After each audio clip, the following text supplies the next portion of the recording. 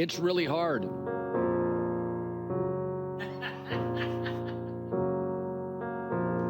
Very, very difficult. They were in good health, and then the ticker went.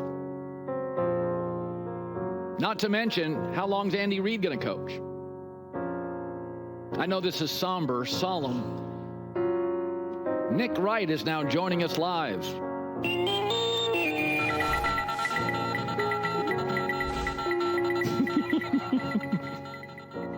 That's probably your best comedy bit in years. And you know what is a staple of the best comedians? What? They incorporate some of their old classics into their new material. So you had a lot of new stuff there, but then you went back to one of the classic Cowherdisms, which is next year is the year Justin Herbert breaks through. I mean, set your watch to it. And by the way, I do think you had the Chiefs, because they're drafting 31, unable to draft anyone of need. And I think you had the Chargers because they're drafting 21, getting the best running back, D tackle, and tight end in the draft. It is unbelievable. The Chargers, to their credit, who, did have to go through the season with a rookie wide receiver as their number one option. Can you imagine making the Super Bowl in back-to-back years with a rookie wide receiver being your number one option? I can't. Right. It'd probably never be done. No, I mean, listen. It is the Chiefs and me deserve a lot of criticism for the performance on Sunday. Spinning that forward into this team being cooked is, I think, a bridge too far even for you. Maybe you've been hanging out with J-Mac too often off the air, and he's been spitting that poison in your ear. But they still go into next season the overwhelming favorites in the AFC West, and they go into next season better positioned than any other team in the AFC. Now, it's hard to get to a Super Bowl every single year. I get that. But I think you're writing the obituary a tad too soon, my friend. Okay. The one thing I did say is that, and I mean, you've never denied that Brady's great. That's one of the great things you've always said. The guy's ridiculous. I mean, it's literally the second part of his career. He was arguably better than Elway's entire career, right? But the one thing I'll say about Tom, and having lived in Connecticut during his reign, is that we used to always talk about this. If he had the second best poker hand, he could still win the hand. He didn't have to have pocket aces. And now, in fairness, last year, I think the last couple years, the Chiefs didn't have a loaded roster. But I would say that in the Super Bowl losses, let's just talk about this one. I felt like I was watching the same play over and over, and I didn't feel Mahomes adjusted a lot. Maybe that's Andy Reid. But it did. I watched it and I thought, God, Tom would have just moved the chains short. He kept sitting in the pocket, the same play. I thought Patrick really played terribly. Listen, I think it was one of the worst games of Patrick's career, but we're not. This again is where I just have to be the arbiter of fairness. Okay. If one wants to argue that, and again, Brady is the most accomplished player ever, the GOAT at this position and of the sport, and because of this loss, it's going to take Patrick an immense amount of time to have a chance to catch him, because this was the opportunity to do something Tom never did. That is all true. Here's what is also true. We are now revisionist historying how Tom Brady's playoff defeat when going for a three-peat went. It was not in the Super Bowl with the decisive play being a pick six.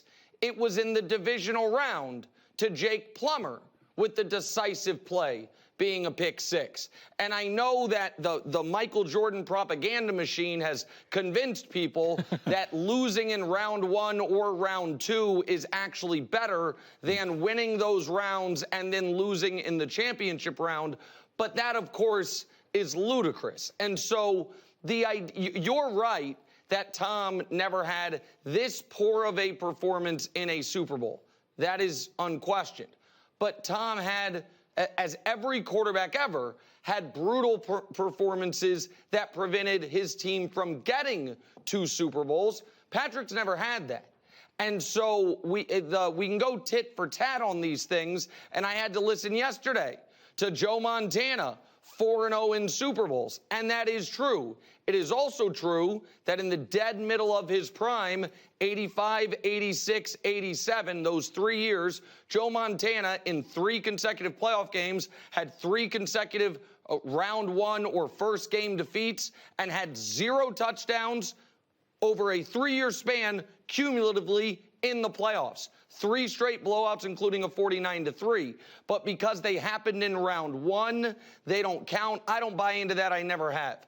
Yeah. Patrick played very poorly yesterday. He now joins the list of every single quarterback in NFL history of which he wasn't previously on, where he played his worst game of the year in the biggest spot of the year. But I think we are writing the obituary, as you literally are, a tad too soon. Yeah, well, I think I do have Kansas City being a wild card team next year, so I think they're still. That's what you had them this year.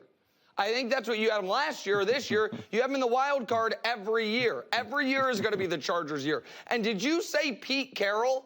I like Pete Carroll, too. Does that team have a quarterback yet? I'm just like literally on the roster. Do they have a quarterback? Is it Aiden O'Connell? I don't think Pete Carroll's going to move the chains with Aiden O'Connell. That's just me. It is. I said this yesterday about the Eagles, though. If Saquon Barkley got hurt next year, cross your fingers, and they lose 2 free agents, and it's more of a Jalen Hurts offense, they wouldn't look the same. Listen, this is a sport with regulated level of violence. I think the Chiefs will rebuild. They'll be fine. They need a left tackle. They need a running back. They have to hit some draft picks. They're prone to do that. I do think the Andy Reid thing is real, is that I could see Andy with 2 more great runs and just say, listen, man, I got 4 or 5 of these things. I'm out. And then, as you know, even the great organizations miss on head coaches 50% of the time.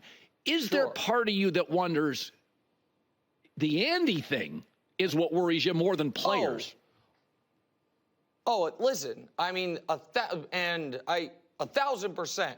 And Patrick, leading up to the game, when he was asked, basically, how long can this keep up? His answer was, as long as Andy's still here. Yeah. The whole team, you know what I mean, it gives him the respect and credit he deserves. Here is the reason I am not incredibly concerned about that. First of all, in the short term, we know he's coming back at least next year, and I would imagine, as you're saying, he's coming back for 2 or 3 more years. Yeah. He is just about to start a 5-year, $100 million contract, so even if he doesn't finish that, you have this time. The other reason that I am less concerned is if he were to signal that he was going into what would be the last year of his career, this immediately becomes the most coveted coaching job in modern NFL history. Yeah. Would it be the most coveted job since the Colts fired Jim Mora? The answer to that's probably, right? But even in that moment, Peyton obviously had not accomplished 10% of what Patrick already has. And so I do think they will be fine. I also would not act as if losing the guy who I believe to be one of the 3 greatest coaches in the history of the sport and the greatest offensive mind in the history of the sport, wouldn't be a significant loss. But that is much further down the road than, this or next season, at least I believe. Lost in Luka going to the Lakers is how insane LeBron has played this year. It looks like year 13. It's unbelievable. It's incredible. And it very much is Brady in Tampa, where you're like, is he still a top 4 quarterback when he was 44? Correct. I mean, he left, and the next year you're like, I think he's still top 4 or 5. What do you make? We know, I'll get to Luka in a second. How do you explain LeBron? He's better than last year. What is it? So, I mean, listen, I think there is a natural benefit to truly, and I think this is being proven out in real time, literally being the greatest athlete. And I just mean raw athleticism, maybe in world history. Like, you can say, oh, you found a way to be hyperbolic. Like, I don't know who he's competing with on that. Yeah. As far as height, weight, speed, longevity, durability, all of it over a 25-year stretch. Like, I honestly don't know who was the corner. Gosh darn it, I shouldn't ask it. There was a corner that he played for Washington. He played for like Darryl Green. Darryl Green. I was like, I don't know. Like, is he on that same list? I don't know. But regardless. And the reason I bring that up is LeBron is right now 75% of the athlete he was 10 years ago. Yeah. But 75% of prime LeBron is still more athletic than 95% of the rest of the league. Yeah. So because of that, he's been able to stave off the aging curve a bit. You then add to it, he's a better shooter these last 2 years than any point of his career. Yep. The IQ is still, obviously not going anywhere. And what I think we've seen the last couple weeks is the power of hope and the power of belief. Yeah. You saw in the Olympics, Colin, LeBron was like, all right, these might be the last really consequential games of my basketball life. And you saw him on the global stage be the best player in the entire tournament, night in, night out. That's a good point. And then you saw this year when it's like, wait a minute, we're actually a little bit better than I expected. JJ's doing a great job.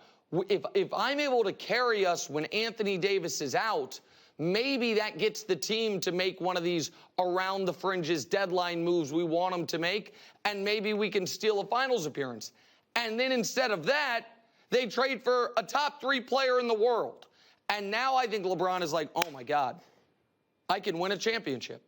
Like if Luka can take Kyrie and role players to the championship, can take the championship round, can take a young Jalen Brunson and role players to the conference finals, what if I all of a sudden can actually hand the offense off to someone else, actually not see the team go to die when I go to the bench, actually be rested going into the playoffs? And the Lakers are going to have problems defensively, and the lack of they traded for Mark Williams for a reason it got rescinded.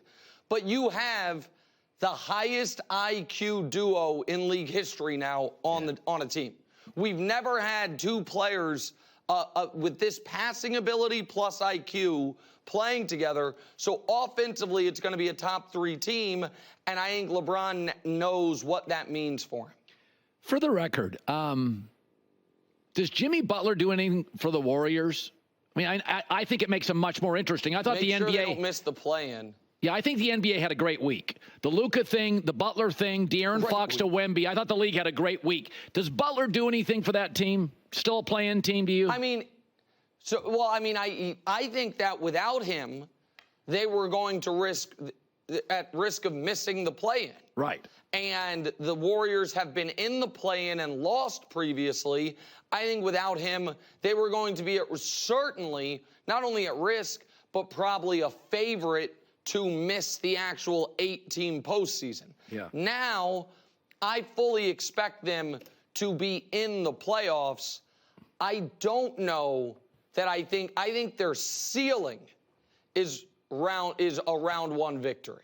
I do think that. I think that Steph is still really good, but night to night. Now, Steph also, by the way, has been playing his best basketball as of late, maybe invigorated by the trade as well. The only chance they have of making any real noise is if the way Steph has played the last couple weeks, if he can keep that up.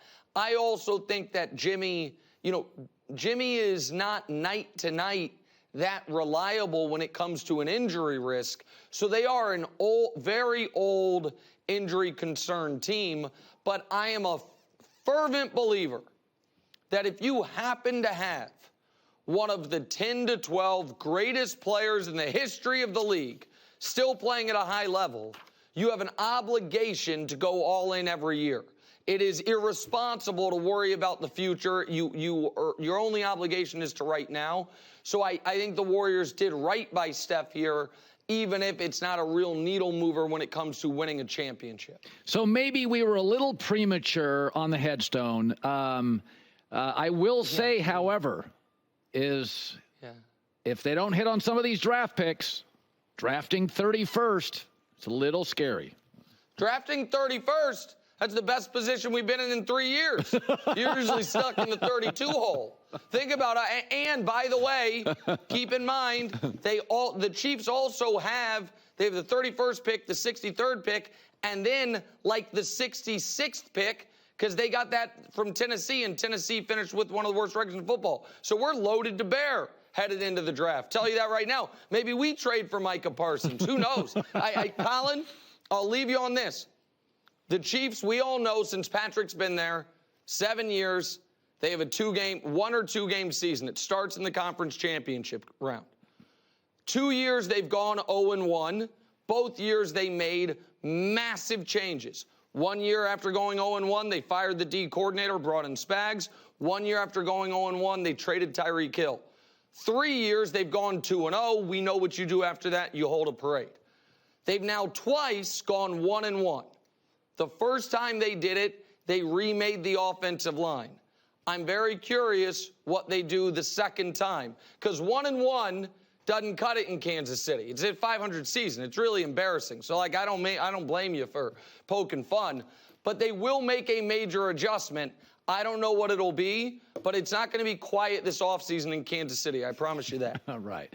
Nick Wright, first things first. He's bruised and a bit battered, but still shows up. You know what? Look, the sports gods, I must have been a great person in a previous life, because the fact that the day after my lowest moment of my adult life as a football fan, I get to watch my large adult Slovenian son, Luka Doncic, team up with LeBron James. I know. And it's not in a fever dream. I mean, I'm right back, baby. I am so back. And it was fun to watch last night at the Staples. Yep. Good seeing you, Nick Wright. Hi, everybody. It's me, Uncle Colin. Subscribe here to get the latest from the herd, including exclusive behind-the-scenes videos and more, wherever you may be, however you may be watching. Thanks again for making us part of your day.